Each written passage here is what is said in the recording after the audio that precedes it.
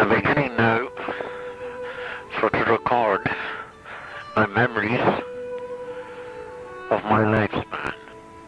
I was born in 1922, the 26th of May. I was born at home at that time with my mother and father, who lived with my grandparents in Edition, just outside Points Pass on the Canal Bank.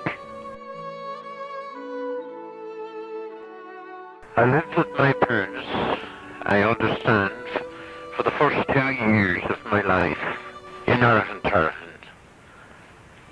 When I was 2 years old, and I understand that as a result of a sister that was being born then, Philomena,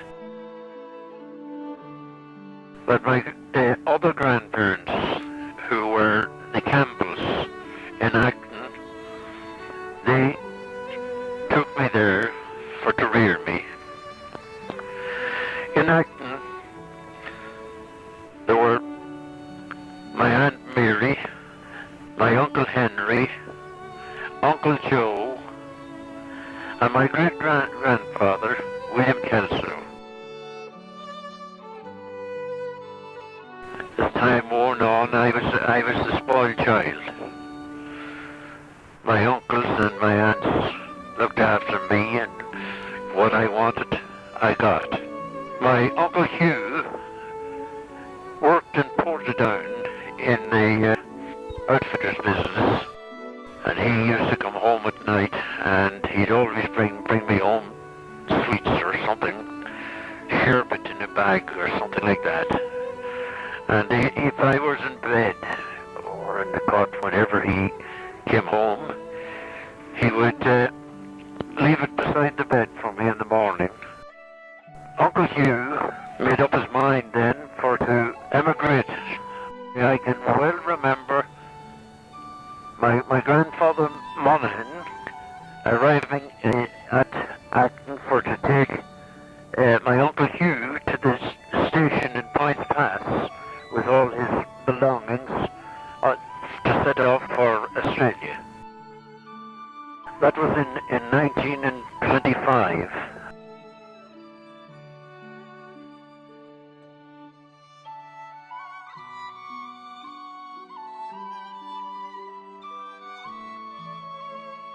And it was in that year, 1925, that my great-grandfather, William Kelso, died.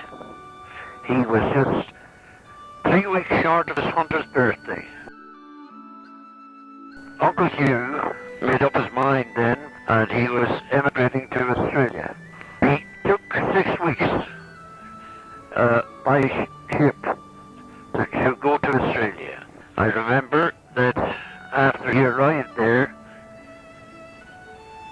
I think it was probably my 4th or 5th birthday, that he sent me a little letter from Australia. Dear Raymond, just a line, hoping your little self and Auntie Mary are very well. When you're a big man, you can say you had a letter sent to you all the way from Australia by the first air mail. Auntie Mary told me you are a very good boy. God bless you, Raymond. Give my love to your grandfather and grandmother and all up the line. Uncle Joe Campbell, he was a great man for football. I remember Terry Murray and myself, who were great pals, were sitting on the street making sandcastles when Uncle Joe took his bicycle out of the shed and set off for to play football. That would be the last time I'd see him for a long time, because that night he got a broken leg and was taken to hospital. 10th of September 1926. My dear Hugh, I suppose you think I'm running about again, but I really wish I was. I never have been outside our own door since the 23rd of April, only the day I came from the hospital when I was carried in from J. Little's motor. God knows I've suffered from a football. I have never been able to touch the ground. My big toe was greatly against me. You remember the one that was so stiff? It is that leg that was broken. The sweat is running off me in bed. I must tell you how kind everyone was to me, both in the hospital and at home. I was brought all kinds of fruit and biscuit, Hall's wine, and I can never forget the boys of the pass. And in fact, I should say a good many young ladies. I think Mother told you of the boys of both sides having a dance in my behalf for to pay the hospital. It realised £14. I was lying in bed, in the same bed with Uncle Joe. He had TB and I was in the bed with him, sleeping with him. And when the doctor would call to see him, maybe once or twice a week, I would have to jump out of the bed and go down and stand in what was known as the low room, out there, maybe for half an hour or more, and I would be skint with the cold. But then, once the doctor went away, I was taken out again and hopped into bed along with Uncle Joe. Uncle Joe then deteriorated, and I remember so well he died. I always loved Uncle Joe. I remember when I started school first, and when we were, getting lessons there, and I had my copybook, and I can remember writing on the top of it, the date and the year and everything. That was a year that P.J. Carls in Dundalk, the managing director of it, used to travel in the north. I didn't know that at this time. I learned this later years.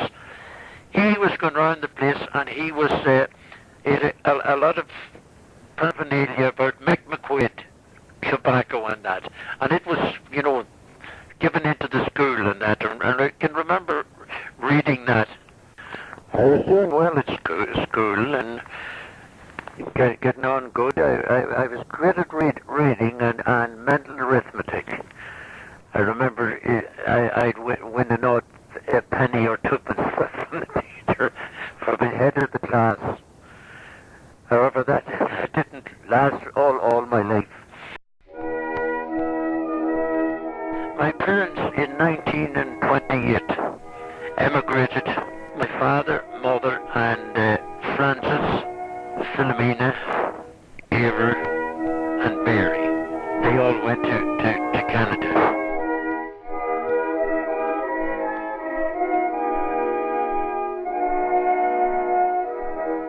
And I was left at home with my grandmother.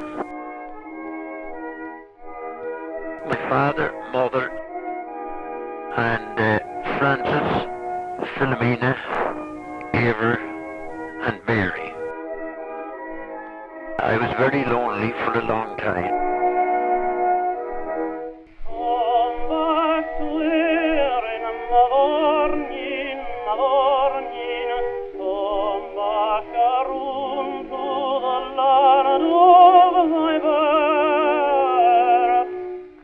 And that particular year, 28 and 29, there was a terrible flu, and there was hundreds of people died all over Northern Ireland. I got the flu too, a very, very bad dose of the flu, and I think what made me survive was that my grandmother and them used to make me punch at night. And I can remember creeping up the walls at the bed. I must have been drunk. But I think that's probably why I never drank after it.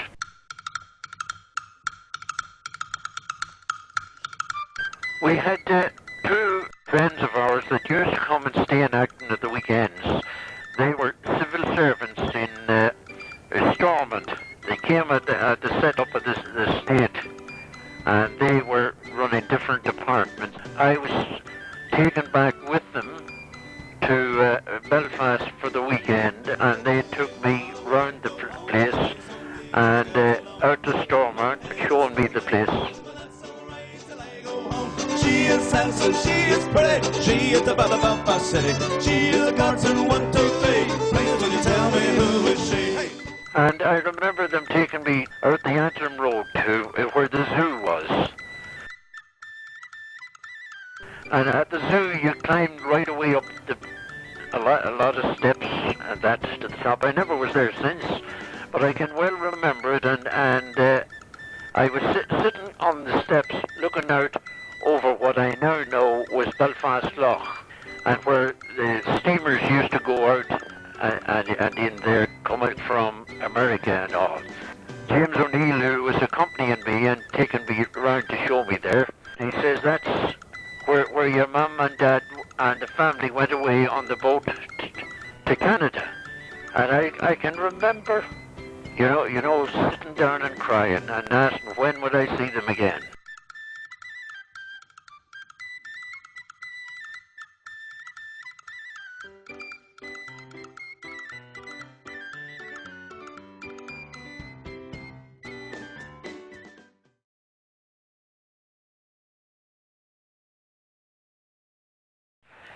But anyhow, they all started at the school in Points Pass, and that we were there for it was about 2 years. But the school at Ballyargan, which was a mixed school, and that the numbers were going downhill, and as a result, the parish priest who had control of the school was closing the school, unless that he got some more pupils there to keep the teacher on. And it was decided that we would have to leave the Pass School and go to Ballyargan. And I can still remember how sorry I was at leaving Points Pass School. But anyhow, I had it to do and go with the rest to Ballyargan. And we had some tough days climbing the hills to Ballyargan School, and we had to take it on. I left school about 14 in Ballyargan, but before I had left, I'd done an exam, and I got a scholarship to the Tech in Portadown. But that meant that I had to get up every morning and ride the bicycle into Portadown, which was about 10 miles, and there in the morning and 10 at home, and when I'd come home I would be very tired, and you know that doing the exercise was hard work for me, and I couldn't see a terrible lot of future in it, and I packed it up after about 6 or 7 months at it. As money was hard to get at home for books and stuff, I decided that I would go and look for a job and you know, contribute something to the home. My dear Hugh, I sincerely hope you are well and working. We are all pretty well, thank God. Joe is in the furs as usual, but they are very dull. Francis is still with his grandfather and Raymond, just wherever he can get work. A good deal with Mrs. Crothers. I went and I got a job with a farmer. That was hard work. I had to be there at 8 o'clock in the morning, and they kept about 50 pigs and about 5 cows. And I'd milk the cows and feed the pigs and clean the byres out and the pigs out. And things didn't work out too good there. I was just talking to a building contractor one evening, and I asked him was there any chance of a job, and he said that they were getting the contract of a couple of houses in Acton, and that the blocks would have to be made for it. Would I like to work at that? So I said I'd take anything on if I was getting enough for it. So he offered me 12 shillings a week, and I started with him, and I worked on to another man and myself by hand, made all the blocks. We mixed all the stuff. There was no mixing machine. We got the blocks finished for the houses, and then I dug the foundations for the houses. And I went to attend the masons on the house that were building it. I again got very tired of that, and I was asking him about the stamping of my card. So he said, I'm not stamping the card. He says, you have your 12 shillings, he says, and that's it. So I says, I won't be staying on. So we parted company. I was very short, you know, and the notice I would give or anything else, I just said I'd part. And I had no job to go to. Grab your coat, get your hat, leave your worries on the doorstep. Just direct your feet to the sunny side of the street. Don't... Well, that evening I was turning Points Pass, and I was sitting on a windowsill outside the shop, and along came Paddy Murray. Paddy Murray was an electrical contractor. He started up. He was a friend of our own at home, and he only lived very near to us. So eventually I started with Paddy to serve my time. Around about 1939 or thereabouts, and there was great rumours of war. Things were getting very, very bad in the electrical industry. A couple of us were laid off. Soll von jetzt ab das jüngste Bollwerk der deutschen Nation und damit des deutschen Reiches. And when the war was declared, work seemed to spring up very quick again. And I was back with Paddy Murray on the electrical installations.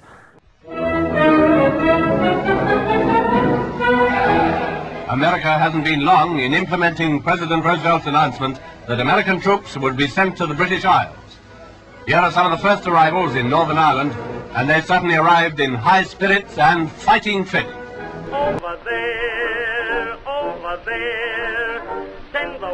send the word over there, that the Yanks are coming. And at that time they were building army camps all over the country for the housing of the American troops that were coming in to go to fight in the war.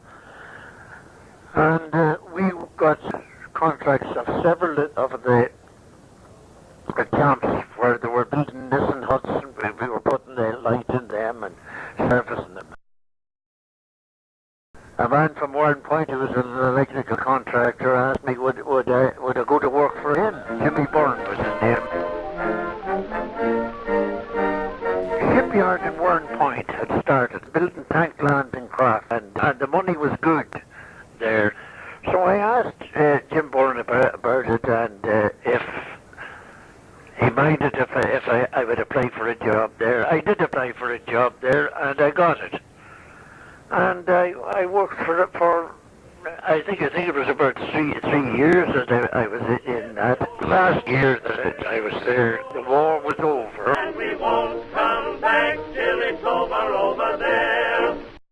And the shipyard was no longer controlled by the Admiralty. And there was a Norwegian company took over it, and they were building the oil tankers there. A dispute arose by a crowd that came down from Belfast. They finished up closing the yard.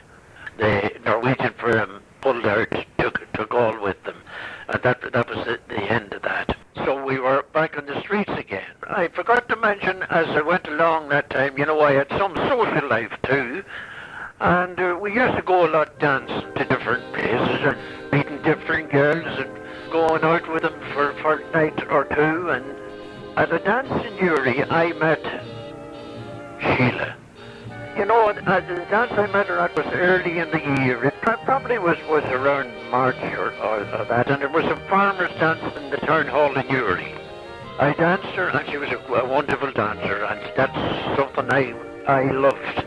That was it. I left her home that night, and we didn't make any arrangements because I was at the end of it, and I was having to look for another job. I didn't know where it'd be going. I went to Warren Point on the 15th of August, which was usual for us to do. That was our day out. And a few bands there and parading. .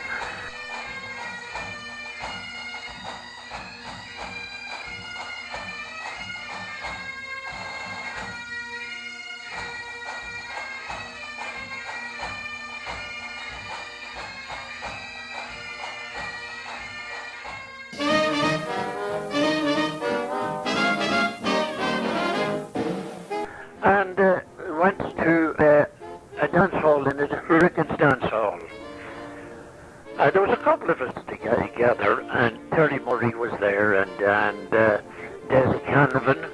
And as I'm dancing around, I spotted Sheila. I thought it was Sheila. I couldn't actually remember. But anyhow, after the dance was over, I was standing, and didn't Sheila come over to me? Had a few dances together, and then we made a date. So anyhow, I went on, and we were going together for quite a while. I was living in Warrenpoint at the time, and I used to travel up at night on the train from Warrenpoint to Newry. It was sixpence return.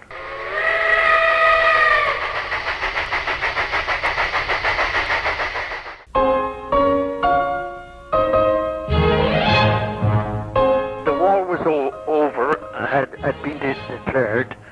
I forget what they called the day. Anyhow, it was celebrating the finale of the war. Yesterday to be sounded along all the fronts. The German war is therefore at an end. We went to Omeath. Sheila had got a new bicycle for her birthday, and I had an old bike, and we went up to Omeath for the day, and it was a beautiful summer day. It was, I think, in May sometime. Conversation came up that day about how long we were going together and where we were going to be continuing to go together, and finances were very low. And we talked about the financial situation, and that eventually we decided that maybe we'd be as well off if the two of us were married, and the few bob that each of us had coming in, that maybe we would subsist on that. And we decided that we would, and before that I would go away anywhere else, that we would get married. We decided that we would get married at the end of June, and that's exactly what we done. We got married on the 27th of June. Till the end of time.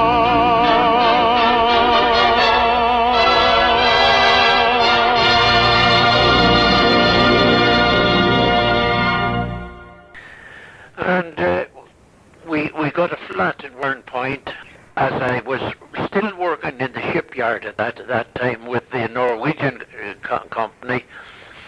And there was a little bungalow up at the back of golf course in Dundalk, or in Warrenpoint. And I knew the man that owned it, and I went to him, and we got it, and it was £1 a week. It was a marvellous summer that summer, and we used to sit on the veranda. There was a little veranda outside there, watching the golfers down on the golf course. And I used to do a little bit of golf in there with the pro that was in Warrenpoint. He was a man called McManus. The man who owned that little bungalow in Warrenpoint, he also owned a pub in Newry, and he had a flat over the pub, and it was becoming vacant. I went to see him, and by that I got it in Newry, and we moved then from Warrenpoint to Newry. I'm still working in the with the Norwegian company in the shipyard. I was put on the night shift in it, and I used to go down there at 8 o'clock at night and back home at 8 o'clock in the morning. The flat in Newry was very convenient, and Ever and a few of the boys used to come in at night, especially on a Saturday night, and that. We enjoyed the places there. It was very central.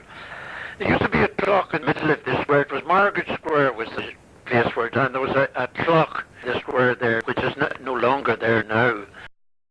But anyhow, I was on the dole, and I was in Newry living in the flat, and I used to do some work at night on the town hall. It was lighting for different shows. That carried on for a while, and of course I was at the dogs. I had a couple of dogs, Newry Beauty and Backley and Rebel was the name of the two dogs I had when I was there. They were great for me. We were running them in Dundalk. I'd be running them there the weekends, and I was getting a few bob out of it, and things were doing well. But anyhow, I came to Dundalk with the two dogs for to try them. At that time, you could take the dogs on the bus. When I was in at the trials in Dundalk, I met a man that used to work in the shipyard with me, and he was working in the ESB in Dundalk. And he said to me, "Where are you working, Raymond?" I said, "I'm not working at the present time at all," said I have no job. He says, "This job's going in the ESB if you would care to make application." So I said that I would just maybe do that day when I was in Dundalk. And I did it. And the next weekend, the man travelled down from Dundalk down to my place in Uri to tell me that there was a job for me if I wanted to start on Monday morning. So I started on Monday morning in the ESB in Dundalk, and I was sent to Russell's boot factory, and I was working in Russell's boot factory maybe for 5 or 6 weeks, and then the manager from the ESB, and he said to me, "Raymond," he says, I want you to go to PJ Carr's.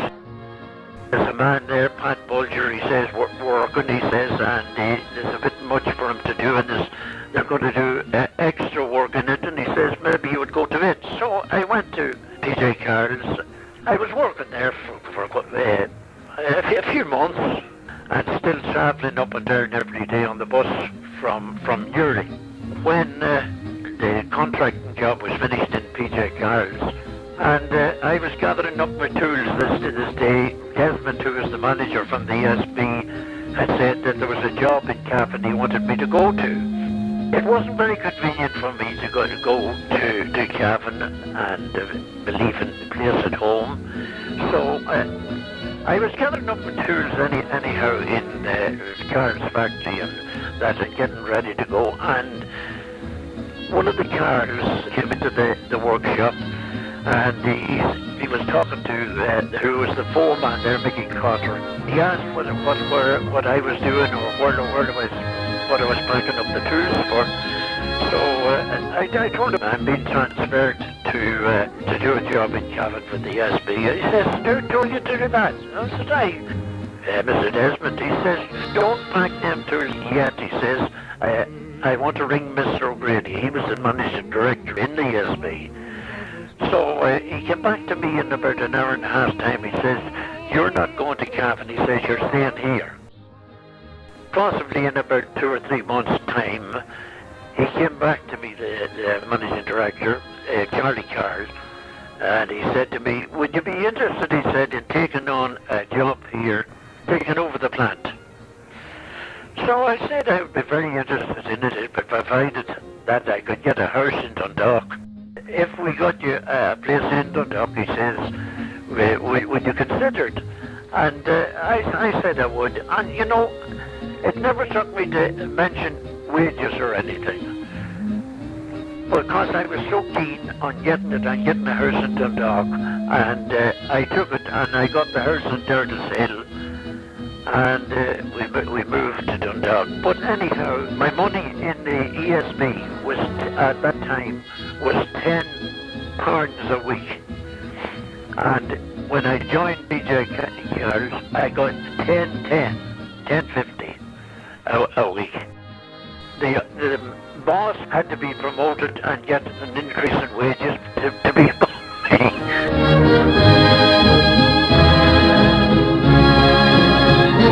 Smile and say, "Well, a lovely flame dies, smoke gets in your eyes."